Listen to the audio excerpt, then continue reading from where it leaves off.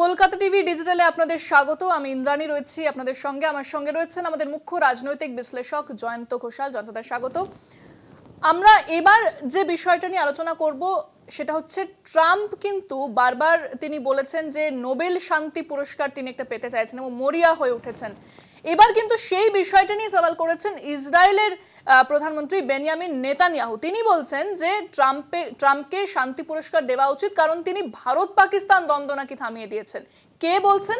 সেটা বলছেন নেতানিয়াহু, যিনি ইরানের ওপর এত গোলাগুলি বর্ষণ করেছেন। আমরা সেটা প্রত্যেকেই জানি যে যুদ্ধ চলেছে, এবং এখানে কিন্তু নিজের দেশের যে যুদ্ধের কথা তিনি বলছেন না, তিনি ভারত পাকিস্তান যুদ্ধের কথা বলছেন। আমি এই বিষয়টা নিয়ে আসবো জয়ন্তদার কাছে যে কেন ট্রাম্প এতটাই তিনি মরিয়া হয়ে উঠেছেন। বারবার বলেন যে তাকে নাকি নোবেল শান্তি পুরস্কার দেওয়া হয় না, লিবারেলদের দেওয়া হয়, বা নেতানিয়াহু বলছেন তাকে দিতে। প্রথম কথা হচ্ছে যে ডোনাল্ড ট্রাম্প, আমি সবসময় বলি যে উনি যে ধরনের কথাবার্তা বলেন, অনেকে বলেন যে তার মধ্যে একটা অস্বাভাবিকতা রয়েছে, কিন্তু একটা ইংরাজিতে প্রবচন আছে না, there is a method in the madness.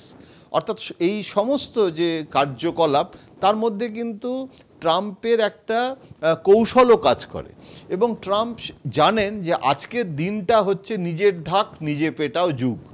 এটা তো আমরা সবসময় বলি, সোশ্যাল মিডিয়াতে সেলফির যুগ, ইনস্টাগ্রামের যুগ, সেখানে নিজেকেই জানাতে হয় যে ওহে দেখো আমি ফার্স্ট হয়েছি।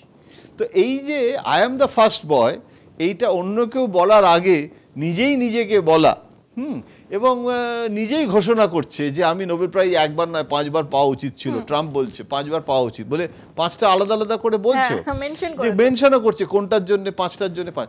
এখন ট্রাম্প যেটা হয়েছে, যে ট্রাম্প হচ্ছে রাইট উইং, দক্ষিণপন্থী, যারা রাজনেতা তাদের মধ্যে তো এখন অন্যতম একটা রাইট উইং, একটা রিপাবলিকান যে মডেল, সেখানে ট্রাম্পিজম, অর্থাৎ ট্রাম্পের কতগুলো মতবাদ আছে যে আমরা প্যান আমেরিকান হব, আমেরিকার জন্য, এই মেক্সিকান, এই কানাডা ফানাডা, এতদিন, এবং এটাকে আইসোলেশন বলা হয়, থিওরি অফ আইসোলেশন, অর্থাৎ আমেরিকা নিজেই নিজেকে আইসোলেট করছে।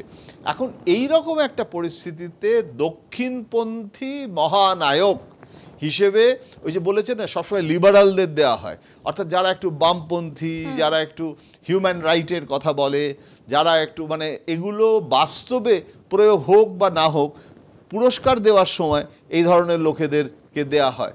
যে কারণে আমেরিকা যতই রাইট উইং হোক না কেন, চমস্কির মতো থট লিডার, তিনি কিন্তু আমেরিকাতেই তাকে সুরক্ষিত থাকেন, এবং তাকে সেখানেই তিনি বসবাস করেন, তাকে থাকতে দেওয়া হয়, তাকে সম্মান দেওয়া হয়। এটা একটা আমেরিকান ক্যাপিটালিজমের বৈশিষ্ট্য। আমি বলতাম এটা একটা অ্যাসর্টেড চকোলেটের মতো, সব কিছুকে একসাথে করে দেয় আমেরিকা। ট্রাম্প যেটা করেছে, যে ট্রাম্প এই রাইট উইংয়ের লিডারশিপের নেতা হতে চাইছে। He will be the leader of the all right wing leaders of the world, এবং সেই কারণে একটা নোবেল প্রাইজ পেলে তাহলে শান্তি, যতই যুদ্ধ করছি, আমি বলছি যুদ্ধটা শান্তির জন্যই করছি, তাহলে আমি যুদ্ধগুলোকেও জাস্টিফাই করে দেবো শান্তির নামে। এমনকি আমি সেদিনকে পড়ছিলাম যে মহাভারতের যুদ্ধের কথা আমেরিকায় ব্যবহার করা হচ্ছে ট্রাম্পের লোকেরা, যে মহাভারতের যুদ্ধ তো শান্তি স্থাপনার জন্য যুদ্ধ হয়েছিল, সেখানে কিন্তু হিংসা, কিন্তু সেই হিংসার মিন্সটা হিংসা, এন্ড হচ্ছে শান্তি। সুতরাং ট্রাম্প সেইভাবে দেখানোর চেষ্টা করছে অ্যাজ ইফ তিনি যেন মহাভারতের অর্জুন, শ্রীকৃষ্ণ, যে আমি যুদ্ধ করছি কিন্তু সেটা শান্তি স্থাপনার জন্য। সুতরাং আমাকে যাদা যাদা হি ধর্মস্য গ্লানি, এখন আমাকে নিয়ে এসো, আমি অবতার বরিষ্ঠায়, আমি এখন হব গিয়ে নোবেল প্রাইজ পুরস্কারের প্রাপক। এইটা হচ্ছে ট্রাম্পের স্টাইল অফ ফাংশনিং। সেই জন্য আমি বলছি there is a method in his madness. এবং কে বলছে, কার কাছ থেকে এই নোবেল শান্তি পুরস্কারের কথা আসছে? তিনি হচ্ছেন বেনিয়ামিন নেতানিয়াহু, যিনি গাজাকে শেষ করে দেওয়ার একটা প্রতিশ্রুতি তিনি নিয়ে রেখেছেন, পাশাপাশি ইরানের সাথে যেভাবে তিনি যুদ্ধ লাগিয়েছেন, তাই না? একেবারে। এবং যেটা হয়েছে যে ইসরায়েল এবং আমেরিকা, এটা একটা বলা যেতে পারে তো হরিহর আত্মা, এখানে একটা শরিক, অর্থাৎ আমেরিকা এবং ইসরায়েল, তাদের মধ্যে মাইক্রো ইস্যুতে মতপার্থক্য থাকতে পারে, কিন্তু এটা খুব স্পষ্ট যে এই মুহূর্তে ইসরায়েল আমেরিকার ওপর প্রচণ্ড নির্ভরশীল। কেননা ইরানের সাথে যুদ্ধ করতে গিয়ে ইসরায়েল কিন্তু অনেকটা হাত পুড়িয়েছে।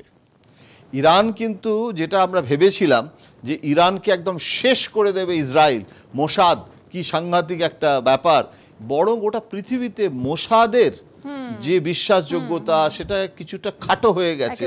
তার কারণ ইরান একটা সবক শিখিয়েছে, ইরানকে শেষ করা যায়নি। এবং এতদিন ধরে ইরানের সাথে যুদ্ধ, প্যালেস্টাইনের সাথে যুদ্ধ, কোন যুদ্ধটাকে ইসরায়েল সমাপ্ত করতে পেরেছে। সুতরাং আজকে যদি আমেরিকা পাশে না থাকে তাহলে কিন্তু বিপদে পড়বে ইসরায়েল, এবং সেই কারণে ইসরায়েল আমেরিকাকে তোষামোদ করছে এই কথাটা বলে।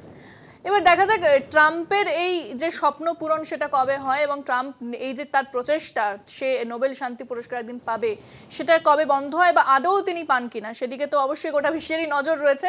আজকের আমাদের আলোচনা এখানেই শেষ করছি। অবশ্যই আপনাদের পরবর্তী আলোচনা এবং পরবর্তী গুরুত্বপূর্ণ খবরের জন্য নজর রাখতে হবে আমাদের অনুষ্ঠান ঘোষালনামার দিকে। দেখতে থাকুন কলকাতা টিভি এবং কলকাতা টিভি ডিজিটাল।